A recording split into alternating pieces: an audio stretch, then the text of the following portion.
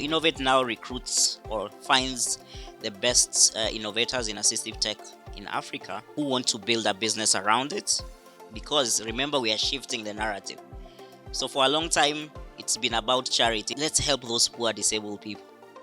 But that ended because we're now thinking about empowerment and sustainability of everything that we do. Today we have Demo Day.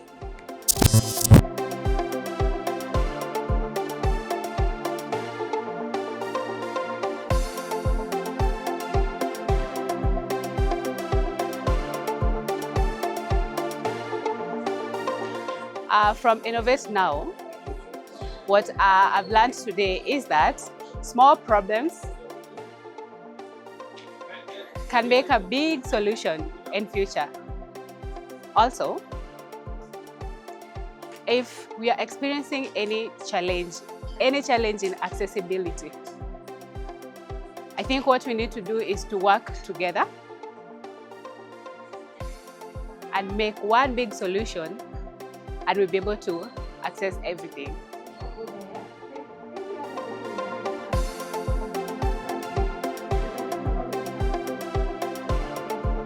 At Ishara, we create tools that bridge the communication gap between the hearing and the deaf. We do this using new emerging technology tools like AI and 3D avatar creation. At the moment, we're piloting an education solution that embeds our tools into an education space so that the deaf community is not only able to access digital skilling information, but also use our tools, which they can also use further on as they work.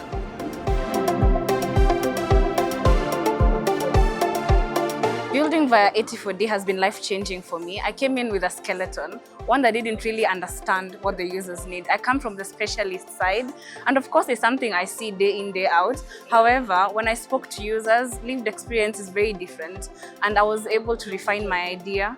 I was able to change how I think about it, how I approach the solution, and now I can safely say that my solution has been 80% validated by users, meaning I've been able to sit at the helm of the problem and come up with a solution that actually will work.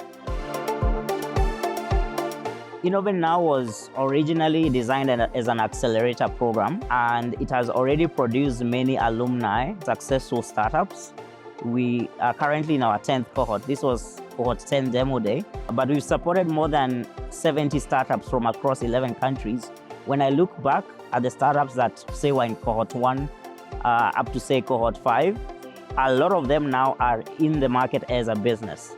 And most of them actually came with just ideas. So it convinced me that if you give the right support and if you're patient, you can actually be able to create successful startups in assistive tech for the African market. We now need to also equip ourselves with knowledge around what are some of the ideas that are likely to scale within AI, because there are issues around it being a bubble, but we'd want to see where can investors actually focus on that is actually going to be here in the long run, and will not have a solution that exists today and then tomorrow we have it for free elsewhere. So I felt there was a lot of tech, which is a good thing. It shows that we are evolving. Technology solves a lot of challenges for persons with disabilities. It's going to be the only equalizer for education for persons with disability, to access education, to access healthcare, even communicating. Technology is going to, in the next few years, we're going to see a lot of more solutions. And my hope is that these solutions do scale across the globe, because the needs that have been solved is not just for Kenya, but these are universal needs for persons with disabilities. So my advice and my message to all the entrepreneurs, the 11 startups that pitched today, this is like day one in a journey that will take many months and even years to actually build a business that can outlast the founders.